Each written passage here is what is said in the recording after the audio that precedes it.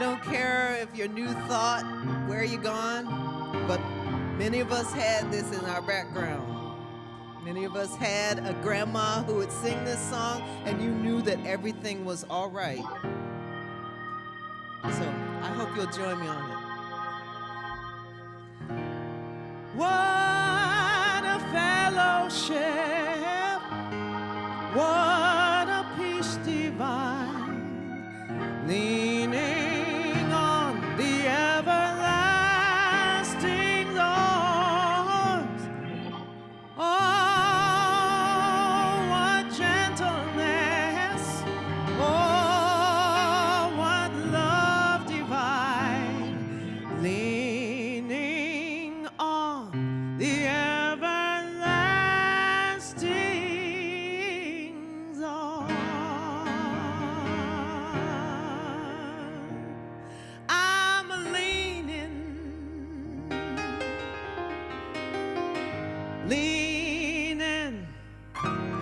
Nice thing about leaning on the arms, they can be them arms. There's no pronoun to those arms. Safe and secure from all alarms. I'm leaning. I'm gonna sit down and rest in them arms, right? I'm a leaning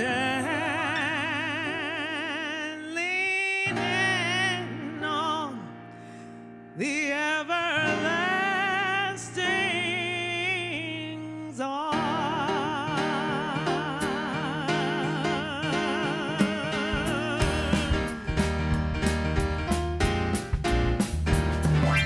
Oh, how sweet the walk on the blessed way, leaning on the everlasting arm.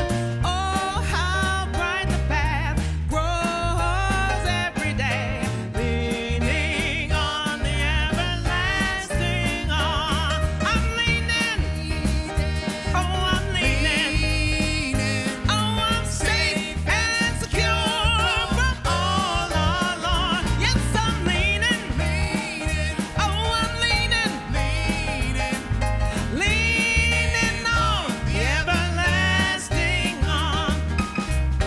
What have I to dread, or what have I to fear? 'Cause I'm leaning on the everlasting arms.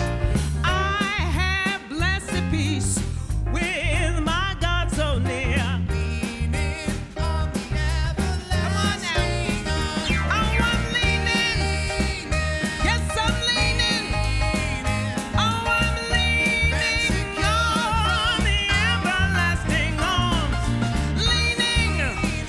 Oh, I'm leaning.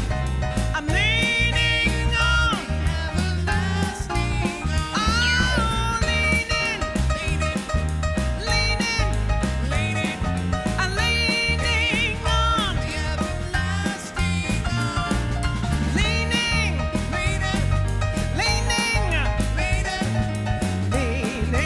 on the everlasting. Oh, when the saints go marching in.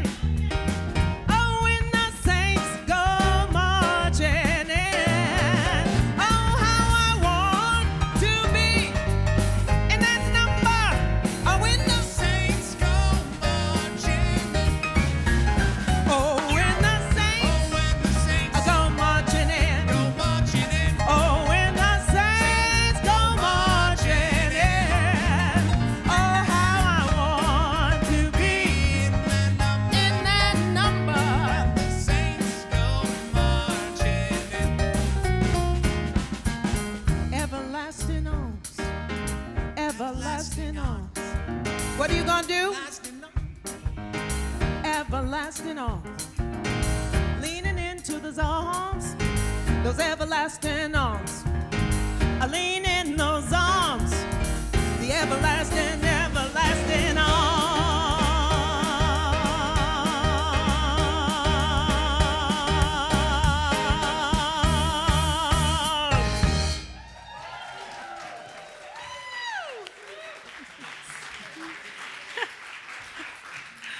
Was that fun?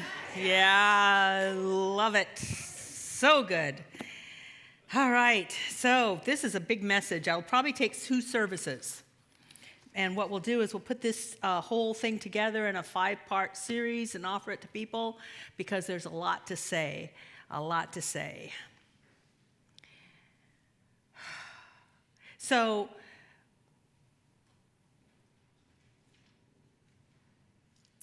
I guess the Jesus story, and this is the Jesus story. You know, Palm Sunday, Good Friday, Easter, it's Jesus story. It's just a Jesus story.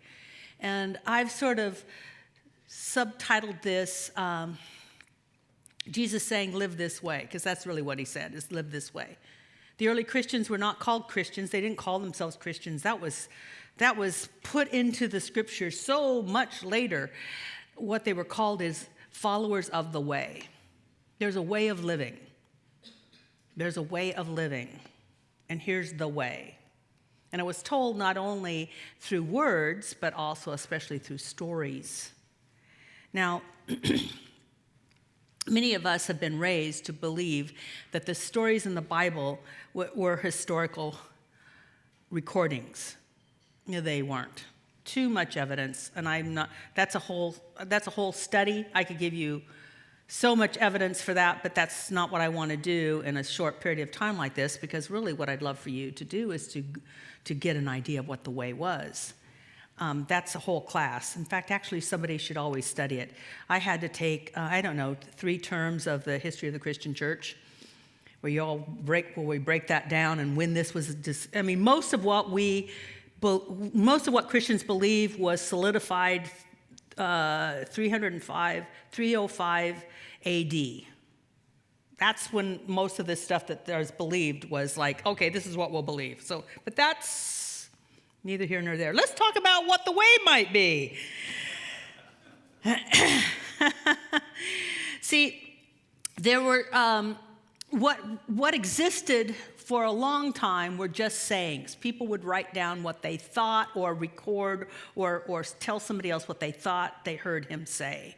Those recordings, of sayings were solidified in something called the Q document, which means source document. We don't have that, but we can tell when certain gospels had the very same phrases. Then scholars would take all that out and say, this is probably what he might have said. Then there's also the gospel according to Thomas. So those have sayings that people recorded much sooner than the first gospel. The first gospel was Mark, and it was written 30 years after he died. That would be like you telling your grandfather's story 30 years after he died, but your story would be different than your cousin's story. And I'll tell you, the story of my grandfather would be way different than the story of my mother's story of my grandfather, and his son's story of the grandfather. Now think about it, because you just remember snippets, and then you put it together. Well, that's what Mark did, and that's what Matthew did, all of them addressing a certain audience. So they wanted to take what they knew and address a certain audience. So Matthew was addressing the Jewish audience. Luke was addressing what they called Gentile audience, which was anybody that wasn't Jewish. So that's kind of how that was all done. But the one that I love to study, is John. Why John? It was written 130 years after Jesus died. 130 years. Some ideas had already been solidified, and yet they created stories. There were stories told.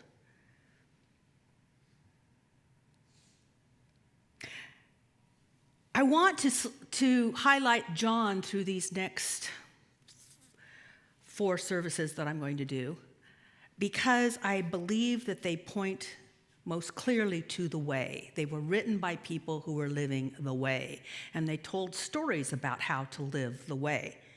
They were definitely influenced by the mystery schools that were happening around the Mediterranean area.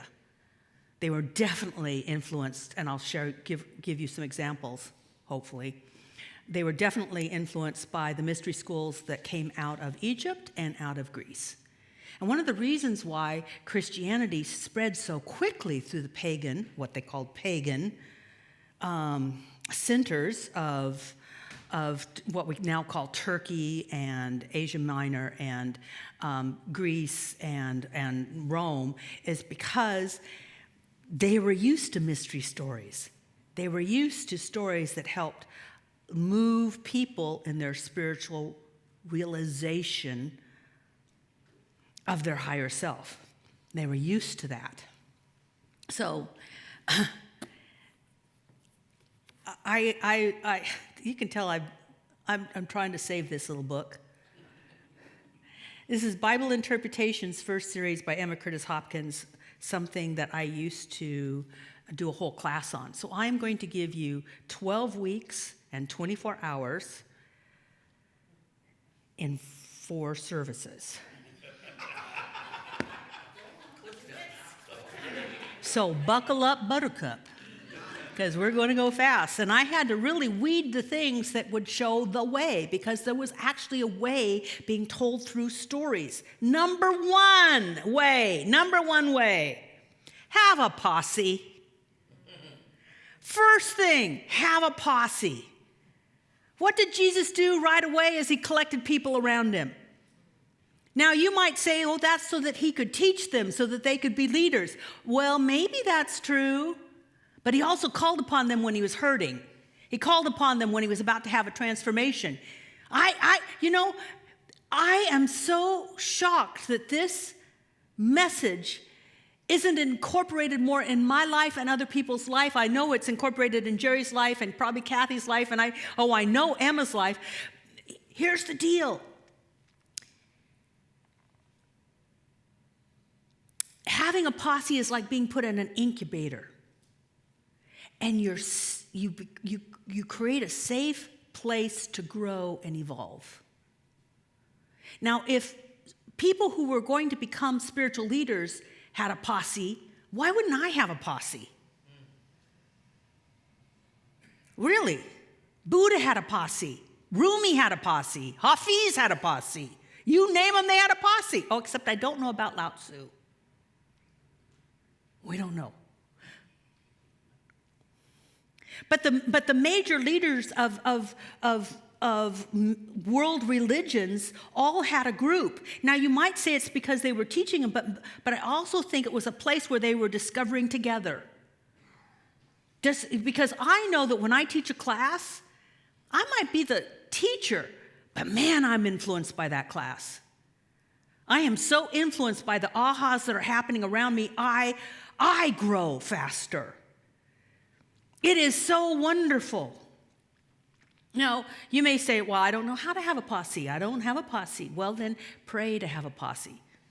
How many of you would like to have a posse? Raise your hand. Okay, if you choose to have a posse, I speak my word that each and every person who raised their hand is now attracting to them those people who are in harmonious frequency with that stage of their evolution in spirit and in mental health and emotional well-being, and that they are now attracting to them those people who will be their incubator for well-being on all levels of existence. And the attraction is immediate. Thank you, sweet spirit, that before it was even asked, it is done. And so it is. So look out then. If I'm doing this prayer, if you raise your hand and I just did this prayer, look to see who all of a sudden you notice. All of a sudden you notice. And just say, you don't have to okay, I'm on this spiritual evolutionary path, and and my minister's really pushy, and she did this weird prayer, and now I'm drawn to you. Don't do that. Don't be weird. Just say, I have this impulsion that I would like to get together once a week or once a month and just share our progress together. You could even give it a really contemporary title and call it a mastermind group. And then you sneak in prayer. You might like just, I'm really grateful.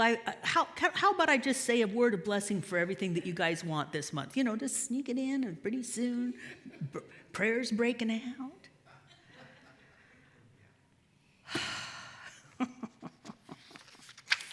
Second thing in the way. Oh, and I'm just so into the Mandalorian. This is the way.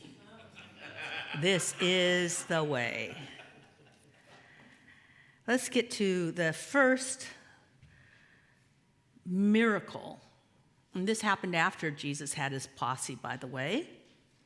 And the first miracle recorded in John, which is part of an initiation. Now, let me get to this whole thing. Let me just back up a bit. What I noticed in Egypt, and I know definitely happened in Greece, is that people would take on certain vibrations. And by taking on certain vibrations, there were certain spiritual powers activated within them. So what we would see on these great murals in Egypt, which might be, a man with the head of a thingy-bobby and a jackal, or a woman with a head of a lion, or however that works. They were never considered gods by the Egyptians. They were considered energies. And so the priests and priestesses would put on those headdresses, and they would move into that energy. And out of that energy, they would do things. And I've proven that over and over again, because when I take people to Egypt, I have them move into some certain energies, and stuff happens. Stuff happens. It's not that difficult. So in a mystery school, people would take on the energy of an evolving soul.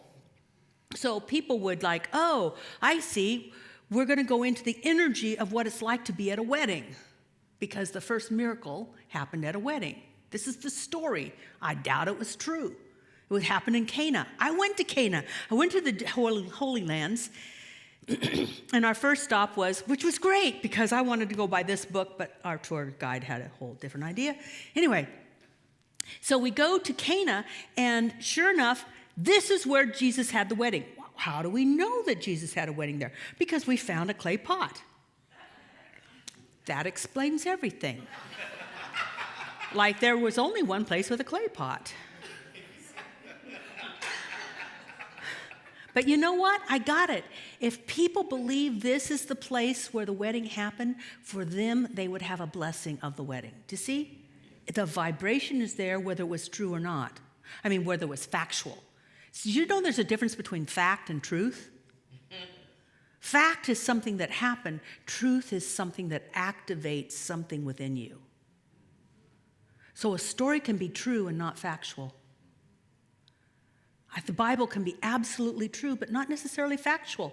So if we go start looking for facts, we might miss the truth. So here are these pots.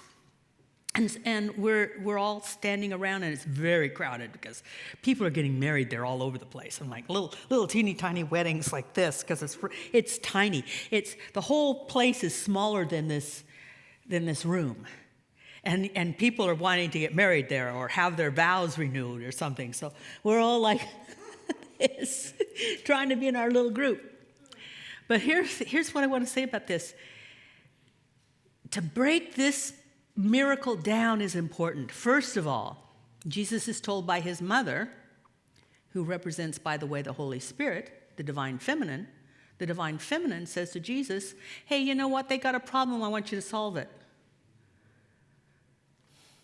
And Jesus says, no, I'm not ready. How many of you have been told by something greater than yourself to do something, and you said, no, I'm not ready? This is our story, brothers and sisters. This is our story. This is why the story's told. It really reflects humanity. I can't do that. It's just me. What do you mean? I'm just started on my spiritual path. I haven't even taken Beyond Limits yet, and I just don't know if I can do it.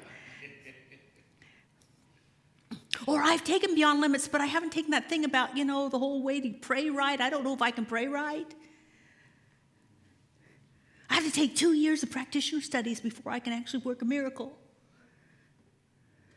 Which is, by the way, never Ernest Holmes' plan. Just saying.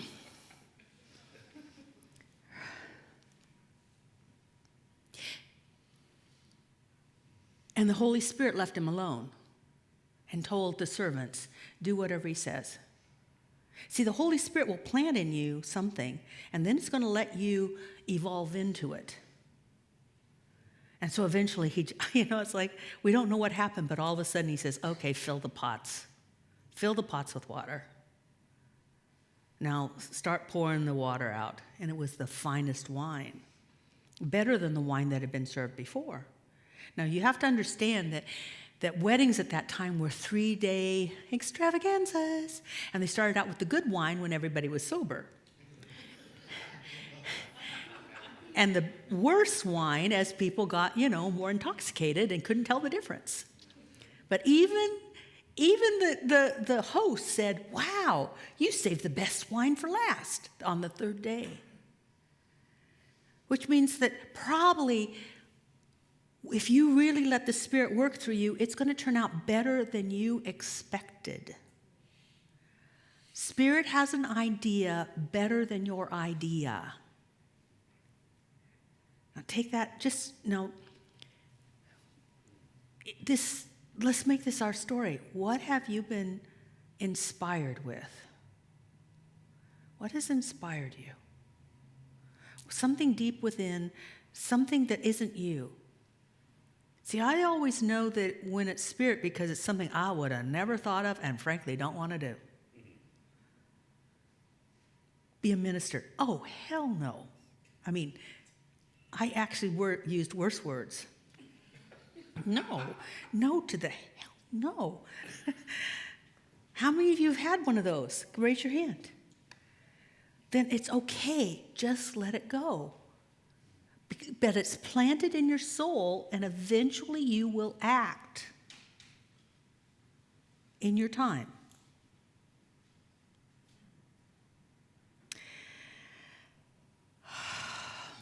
The other lesson in this, and I think this is why the lesson, and it shows up in a lot of the miracles, and most of the miracles in the Bible, actually, is that Jesus used what was available. He used the pots of water that was available.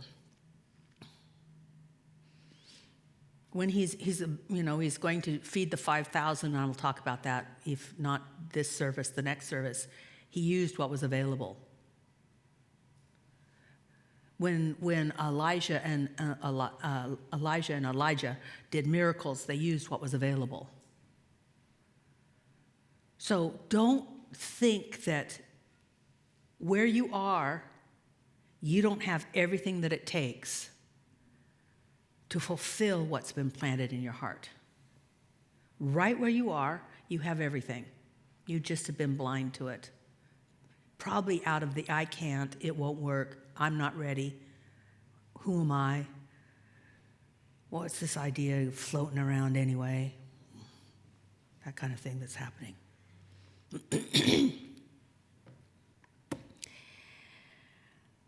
So, the next lesson is about how no one is outside the love of God. And if everybody got this lesson, if everybody got this lesson and lived from this lesson, there would be no more prejudices. There would be no more prejudices. And it is clear as day if you just read the story. See, Jesus had been in Judea, and now he was traveling back to his home in Galilee. And I've been there. We were in Galilee, and we traveled to Judea, which is in a bus about an hour, in a bus. And you go through a little section that's called Samaria. And he's going through Samaria, and he's tired. I can imagine, how far could a bus go in an hour? It would be from here to Olympia. Okay, from here to Olympia, if I had to walk, which they did, I'd want a break. I mean, there's a whole bunch of lessons here. First of all, well, maybe I should jump ahead of myself. I'll jump ahead. Even an enlightened one gets tired. How many of you work it? Pray and pray and pray. Write those affirmations. Write those affirmations. Write those affirmations. Write those affirmations. Sing it. Put out prayer blasts. How many of you do it and you do it and you do it and you do it and then you analyze why it didn't work? Analyze why it didn't work. Here's the lesson for him taking a break. Give it a rest. Just give it a rest. Now this is your story. How many of you have experienced this? You've worked on something, you finally just give up and it happens. Why? Because you stopped working it. Two things are going to work, you or God. When you're working it, you're saying God's not on it. If I push God just a little bit more, maybe he'll pay attention. You know, when I was a born-again Christian, in my teen years, I would only pray early in the morning because I figured that's when God was less busy. Because everybody else prayed at night. So I figured I'd get my prayers in early. Because if it had a list, I know it didn't make sense, but this is what I was thinking. If it had a list, let me be at the top. If it was, I know it was omnipresent and omniscient and omnipotent, but still, how much can one being hold?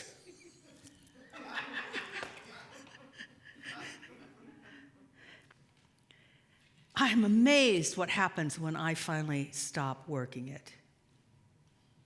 And I'll talk about that in a bit. Even that person who would be recognized as finding their divine self and becoming what would be called the Christ, knowing that Christ self, that inner presence, even that person needed to rest. And yet sometimes we work it and work it and work it. Stop it. Actually, the rest of the story is kind of interesting too. He was resting by the well, and by the way, I'm still getting back to the prejudice thing. He was resting by the well, and his disciples had gone in to get food and substance and stuff. So what that means to me is when you got to rest, let somebody else do the work, which is your posse. I feel so good when I've got a problem and I let somebody else pray about it. That's my rest. Because I trust God, but I don't trust that I can give it up. But I know they can, because they don't see my problem. I know how big it is. They don't. They don't know how impossible it is for God to do this. That's why the ministry of prayer, if you got anything going on, be up here. Let people pray for you. Put prayers in the box. For those of you online, there's prayer practitioners wanting to pray for you all the time, 24/7. You put in a prayer request, and in no time in that day, you've got 8 people praying for you. Come on. This was told for a reason. Too many of us, especially us rugged individualists. If it is to be, it's up to me. That should be eradicated from all human history. If it is to be, it will happen because it's for my good.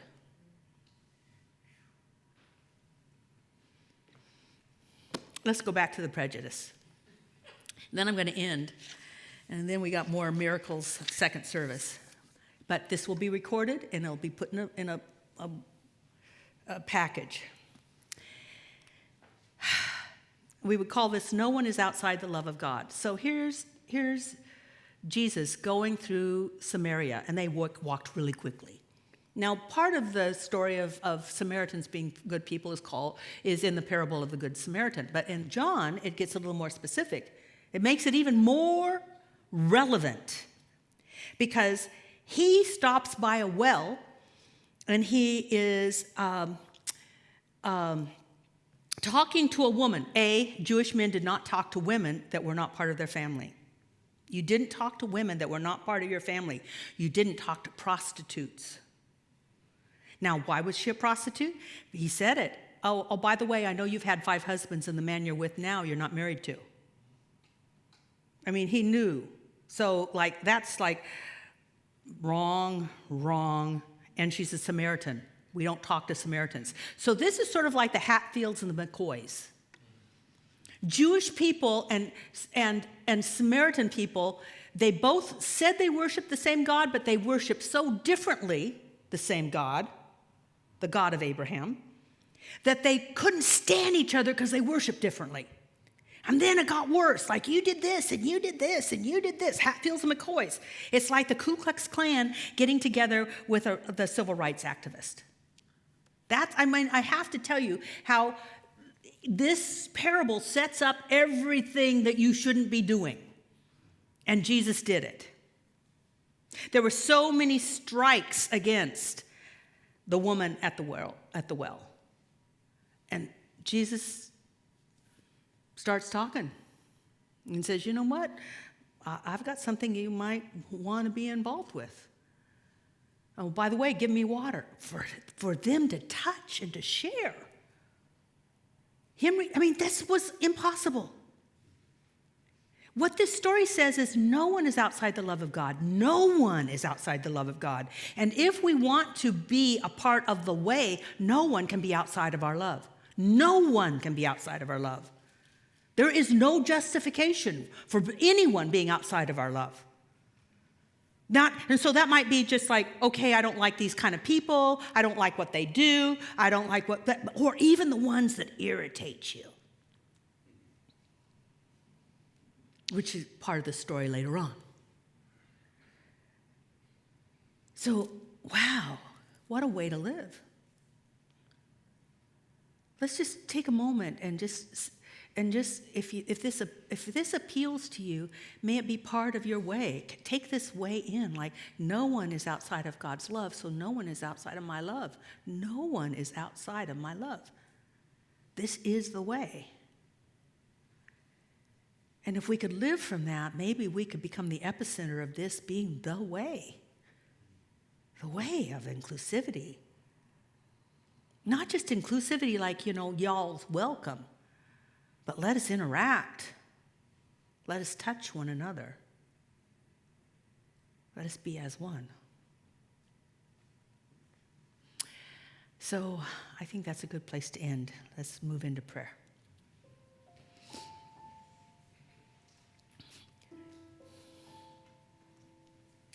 I am so grateful for this day.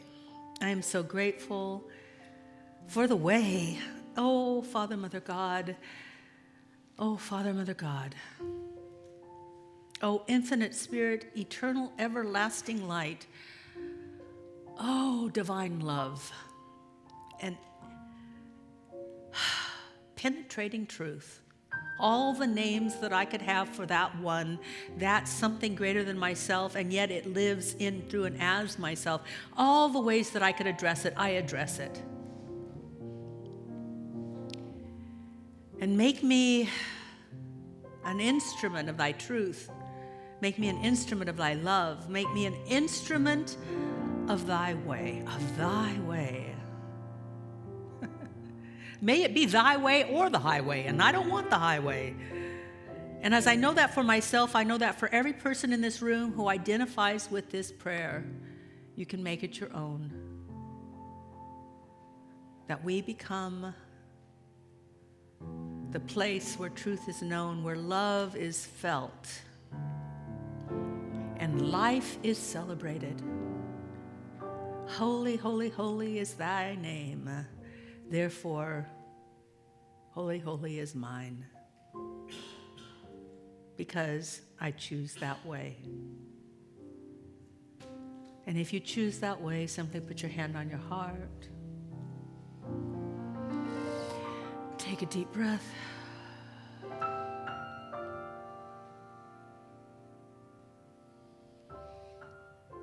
And know that the way will find its way with you. And so it is.